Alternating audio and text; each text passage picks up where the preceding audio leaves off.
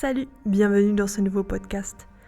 Aujourd'hui, je voulais partager avec toi quelque chose qui me tient à cœur. Je ne sais pas vraiment comment l'expliquer. Alors, peut-être que je vais tout simplement t'expliquer comment ça m'est venu. Je suis une influenceuse, une personnalité du monde spirituel et du développement personnel. Peut-être que vous la connaissez.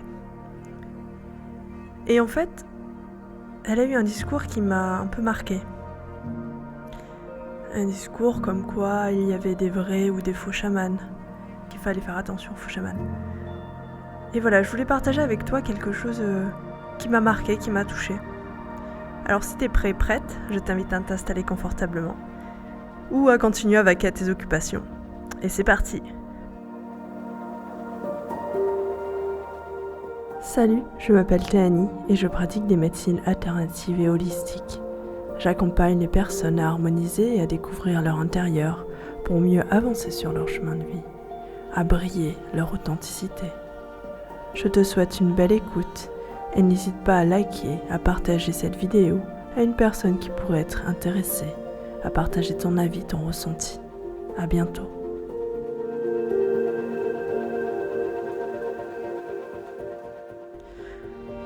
Nous sommes en février, début février, et depuis quelques semaines, je lis des posts, j'entends des podcasts par rapport à ça. Le fait qu'il y aurait des faux et des vrais chamans. Et oui, certainement. Ce qui me gênait dans ces propositions, donc de cette personne, ou dans d'autres propositions que je pourrais entendre pour d'autres thèmes, c'est qu'il y avait un côté bien mal. Des vrais chamans, des faux chamans, des chamans qui font du bien, des faux chamans qui font n'importe quoi. Oui, peut-être, c'est le cas. Si on observe l'effervescence du chamanisme et des pratiques chamaniques, oui, certainement qu'il y a des faux chamans, certainement qu'il y a des gens qui se servent de ces pratiques ou qui font semblant de se servir de ces pratiques pour gagner de l'argent, pour avoir plus de notoriété, etc. Et je me suis posé la question. Déjà, d'une part, il y a peu de vrais chamans, peu de chamans authentiques qui connaissent les véritables pratiques ancestrales. Il y a des pratiquants dans le chamanisme, des personnes qui font des rituels, des rites. Et on est tous un peu chamans, comme dirait Arnaud Rioux, quelque part. Ce qui m'a gênée, c'était plus cette idée qu'il fallait un peu dénoncer les faux chamans, dénoncer les faux, dénoncer les méchants. Alors peut-être que je me trompe, mais la question que je me posais c'est qu'est-ce qu'il y a derrière ça ? Qu'est-ce qu'il y a derrière ce fait de vouloir dénoncer les autres, de vouloir dénoncer ou de dire que quelqu'un n'est pas vraiment chaman ou que quelqu'un ne fait pas la pratique qu'il devrait faire ?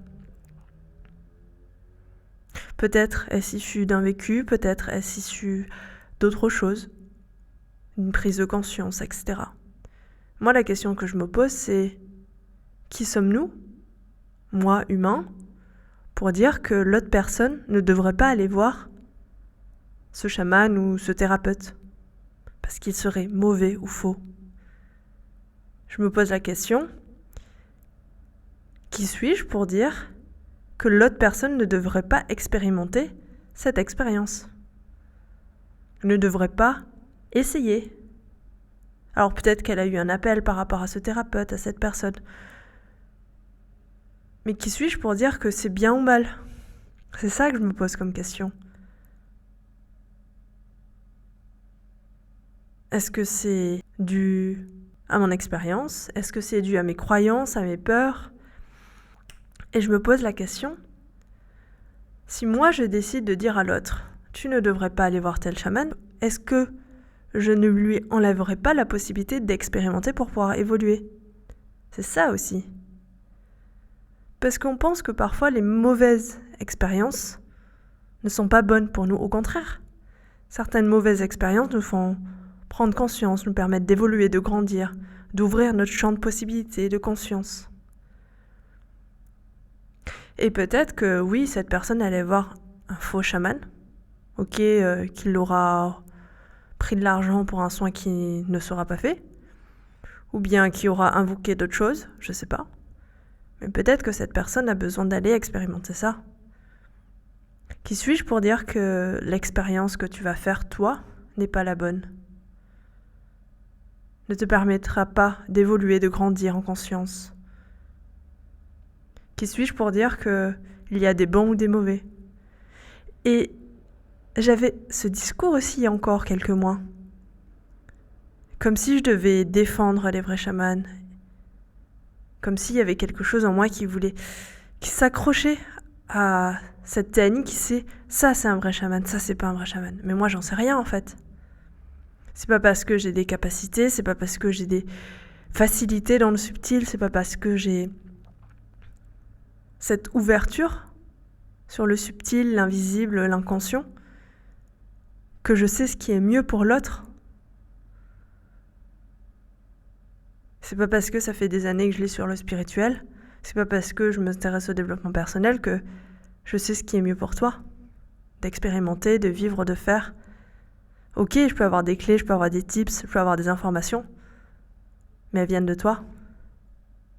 Toutes les informations que je reçois, ça vient de toi. C'est ce que ton âme veut bien partager.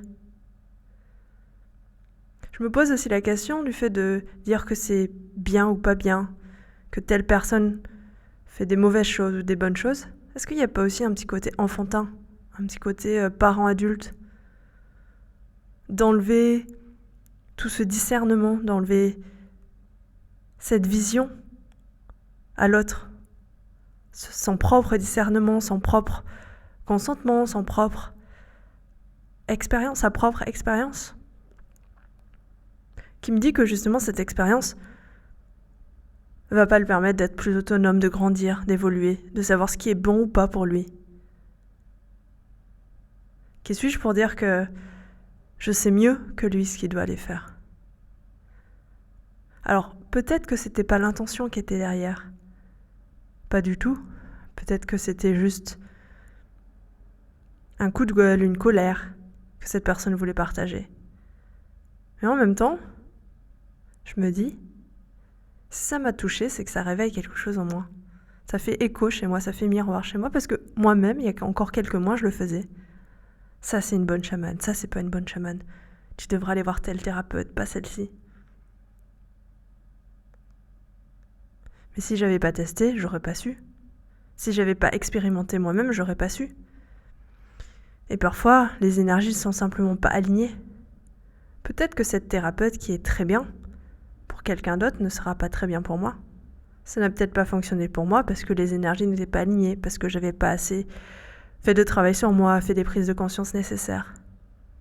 Peut-être que j'étais pas simplement ouverte à recevoir ce soin, à comprendre, à évoluer, à grandir.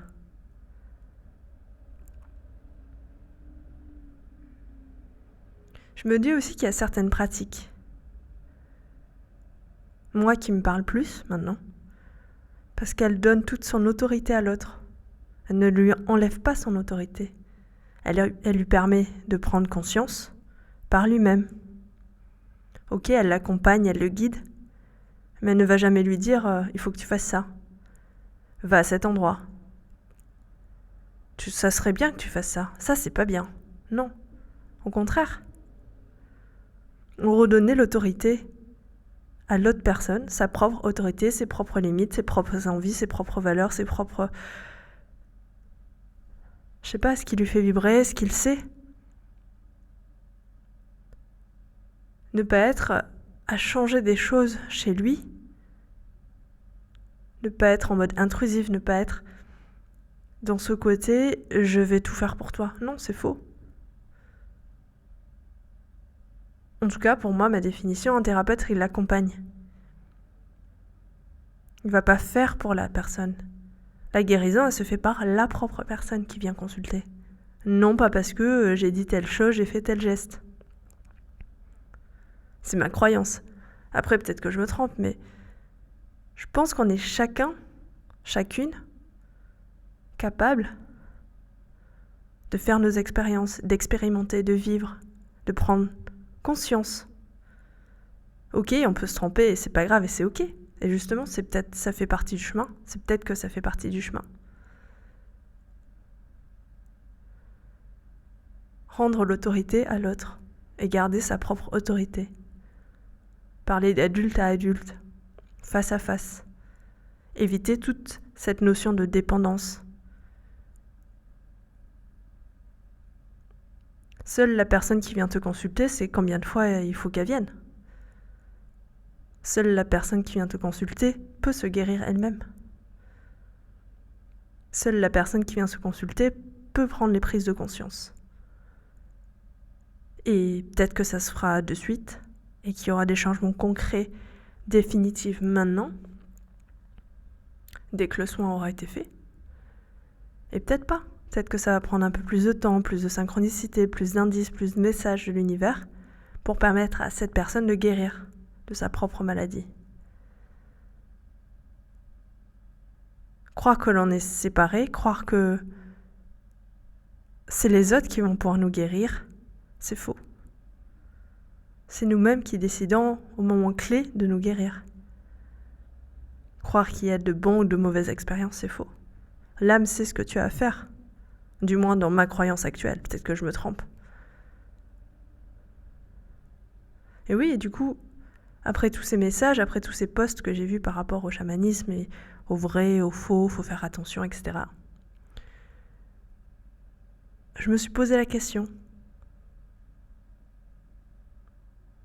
Quel est mon rôle dans ma propre guérison? Quel a été mon rôle dans mes expériences passées? Et quel est mon positionnement en tant que thérapeute que je souhaite incarner?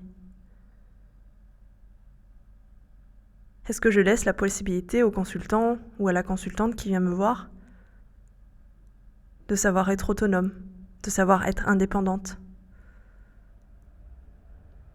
Est-ce que je la guide? Est-ce que je l'accompagne sans pour autant faire des projections, sans pour autant croire que ce que je sais moi est juste? Peut-être que ce que je sais moi n'est pas juste. Peut-être que ce que je crois savoir n'est pas juste non plus. Peut-être que tout ce que je te dis maintenant, ça n'aura plus de sens dans quelques mois. Et moi-même, j'aurais compris d'autres choses, évolué, grandi.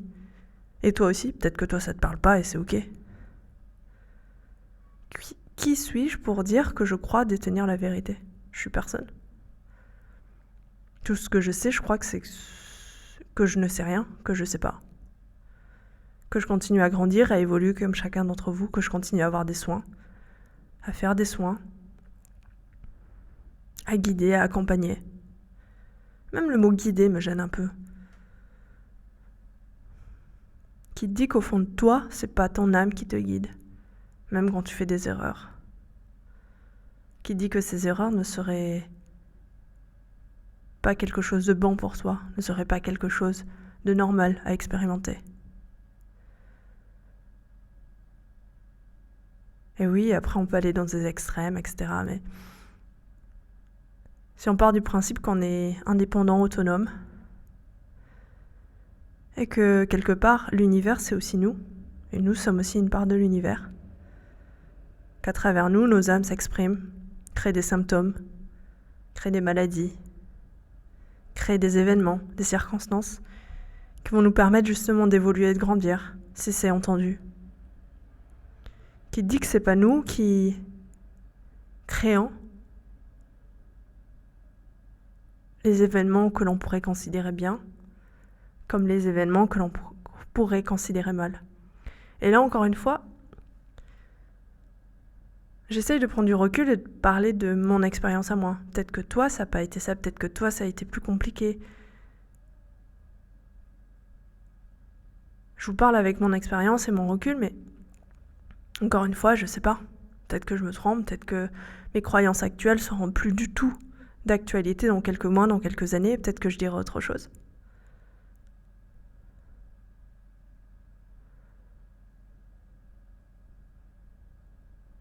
Mais voilà, je me pose ces questions. Qui suis-je pour dire que les autres ont vrai ou ont raison? Qui suis-je pour dire que c'est bien ou pas bien d'expérimenter telle expérience, d'aller voir telle personne? Qui suis-je pour pouvoir dénoncer tout ça? Peut-être que ça va aider certains, peut-être qu'au contraire, non. Peut-être que les personnes qui étaient attirées par ces mauvaises personnes ou ces mauvais chamans ou ces mauvais thérapeutes, elles vont aller voir d'autres mauvais chamans, mauvais thérapeutes pour expérimenter ce qu'ils ont expérimenté. Qui suis-je pour dire que les âmes que vous êtes ne savent pas ce qu'elles font? Alors peut-être dans le conscient, vous n'avez pas l'air de savoir ce que vous faites, mais je sais pas, une part de moi me dit que dans l'inconscient, c'est déjà tout prêt, tout préparé.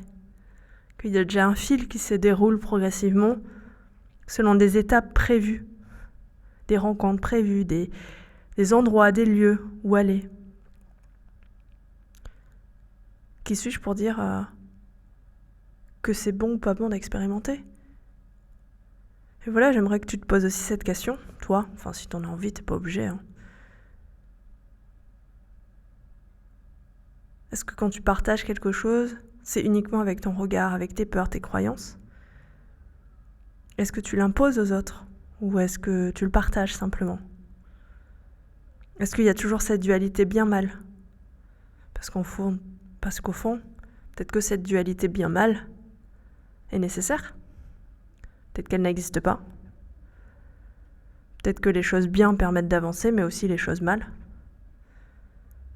Peut-être qu'elles étaient prévues avant la naissance ou pas. Peut-être qu'elles ont été prévues en cours de chemin, en cours de vie. Et après, peut-être que il y a aussi un besoin de positionnement, de se positionner. Oui, je peux vous parler de mon expérience, comme tu peux parler de ton expérience, comme les autres peuvent parler de leur expérience. Et c'est peut-être pour ça qu'en fait, chacun ne parle que d'eux-mêmes. Chacune personne parle de ses propres expériences, de ses croyances, de ses peurs. Et c'est aussi ça, être humain, on croit savoir, mais on ne sait pas au fond. Et peut-être que ça nous rassure de savoir. C'est peut-être pour ça qu'on lit des bouquins, qu'on s'informe, et qu'on a besoin de partager ce qu'on a appris. Plus que ce que l'on croit savoir. Plus que nos expériences, ou plus que... Peut-être aussi que ça serait bien d'expérimenter par soi-même, sans passer par les bouquins. Peut-être qu'aussi ça serait bien de se lâcher la grappe et de se dire bah ok, là j'en ai marre en ce moment, bah j'arrête de me poser tant de questions, je vis, je continue ma life. Je trouve qu'il y a un petit côté, et encore une fois peut-être que je changerai d'avis plus tard, mais qu'il y a un petit côté genre moi je sais, alors je vais te dire ce que je sais. Mais en fait on sait pas. On ne sait pas ce que la personne en face a vécu, on ne sait pas comment ça a fini, on ne sait pas ce que ça lui a apporté ou pas.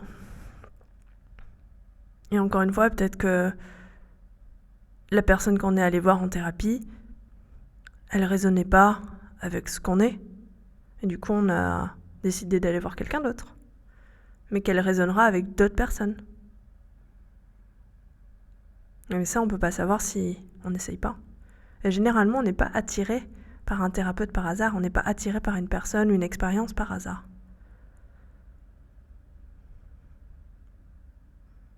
Peut-être que je me trompe et peut-être que c'est pas du tout ça.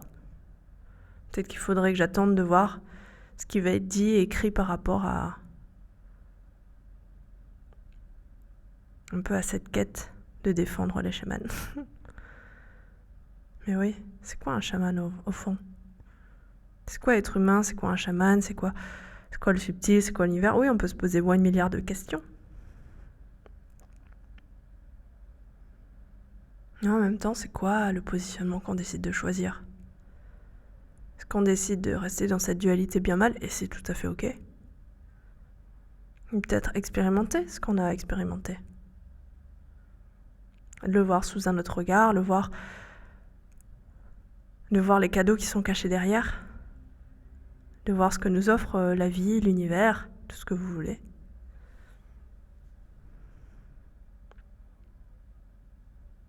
Et peut-être qu'aussi, C'est l'ego qui parle. La personne qui croit savoir, la personne qui impose, Peut-être qu'elle l'impose pas, peut-être qu'au final elle veut juste partager. C'est parti d'un bon sentiment.